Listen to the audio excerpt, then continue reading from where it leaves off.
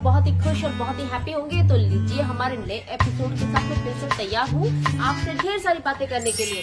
तो दोस्तों आज जो मैं आप सबके लिए लेकर आई हूँ आप सभी की रिक्वेस्ट पे, यस, एक मेरे बहुत ही प्यारे क्यूट से मेरे फैन है, उन्होंने मुझे काफी टाइम से मुझे कहा कि उनको यस समझ गए ना, यस मूसे वाला की उनको स्टोरी चाहिए और वो चाहते हैं मैं अपने चैनल पे ये चीज शेयर करूँ।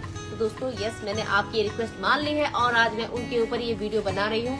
बहुत जल्दबाजी में थोड़ा सा मैंने काम किया है, लेकिन हाँ फिर भी मैं इसके लिए ऊपर 2 या 3 एपिसोड दोस्तों बनाऊंगी, क्योंकि मुझे इसकी गहराई में अच्छे से इस उतर के तब आपको समझाना है कि क्यों ये इंसान इतना क्यों लोग इसको इतना ज्यादा प्यार करते हैं। ओके दोस्तों आज जो मैं आपको इनिशियली बता रही हूँ दोस्तों, मूसे वाला यानी कि एक ऐसा नाम जिसको कोई भी नहीं होगा जो नहीं जानता होगा, हर कोई इस नाम से परिचित होगा।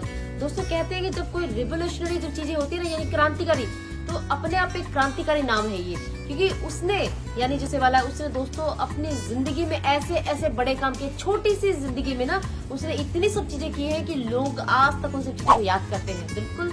और उन्होंने म्यूजिक इंडस्ट्री को कम्प्लीटली बदल कर रख दिया। वो रैपर है, वो म्यूजिशियन है, वो सिंगर है, वो एक्टर है, सब कुछ है बिल्कुल। और उन्होंने इतने शॉर्ट टाइम पे दोस्तों इतना सब कुछ उन्होंने करके दिखा दिया कि लोगों की तो आंखें खुली की खुली रह गई कि कोई एक आदमी एक जिंदगी में इतनी सब चीजें कर कैसे सकता है। यस दोस्तों, और यूथ के तो बिल्कुल बहुत ज्यादा ही फेवरेट है, बहुत ज्यादा ही पसंद है।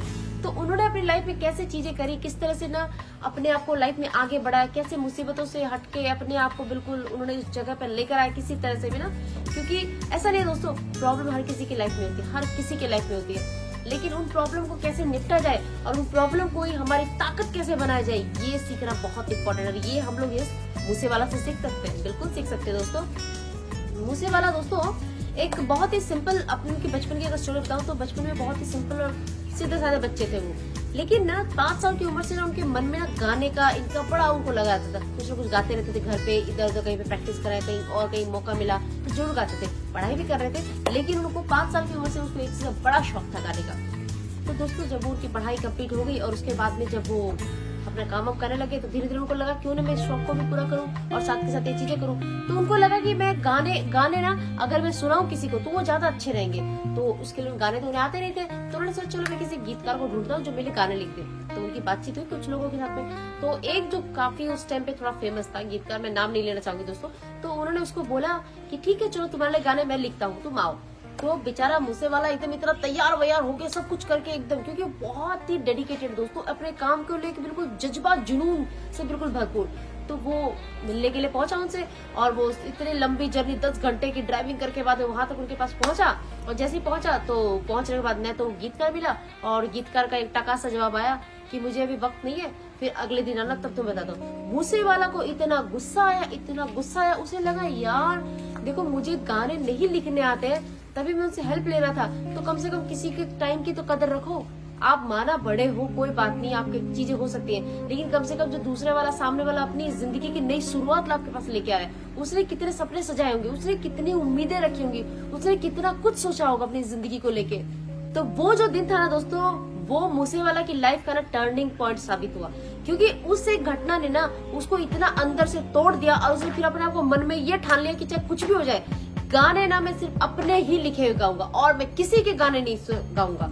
और ये चीज सचमुच उनके अंदर से आई और उन्होंने गाने लिखना स्टार्ट किए और उनका गाना उन्होंने जब लिखना शुरू तो कर दिया और धीरे धीरे उनके गाने भी फेमस होने लगे। उनका सबसे पहला गाना, वैसे तो काफी सारे गाने हैं लेकिन निंजा, यस वो काफी चढ़ा, बहुत सारे कुछ गाने तो इतने ज्यादा फेमस हुए कि करोड़ों व्यूज है आज भी यूट्यूब पर। यस बिल्कुल दोस्तों, तो ऐसा नहीं है दोस्तों, उन्होंने मेहनत बहुत करी क्योंकि उनको ये पता था, उनके बारे में तो बोला जाता है कि शायद उनको कुछ लग गया था कि ना शायद बहुत कम जिंदगी उनकी बची है। तो दोस्तों उन्होंने अपनी छोटी सी लाइफ में बहुत कुछ किया, बहुत कुछ, मतलब इंस्पायर करने के लिए ना अगर उनकी लाइफ को अगर देखा जाए ना तो दोस्तों कुछ भी ऐसी चीज नहीं जो हम लोग कर नहीं सकते, हर चीज को हम लोग कर सकते हैं। और इसको ना किस तरह से हम सीख सकते हैं और भी आगे आपको बताऊंगी दोस्तों, वो मैं अगले एपिसोड में बताऊंगी। यस, और इनके बारे में और डिटेल में ढेर सारी हम लोग बातें करने वाले हैं। ओके, तो आज के लिए आपको इतना ही यहाँ तक सीमित रखती हूँ और अगले दिन आपके लिए फिर ढेर सारी जानकारी लेकर आऊंगी और आपको बताऊंगी कि मूसे वाला को इतना यूथ क्यों पसंद करता है। ओके, टिल देन क्या करना है, टिल देन आपको हैप्पी रहना है, खुश रहना है, एंजॉय करना है एंड व्हाट,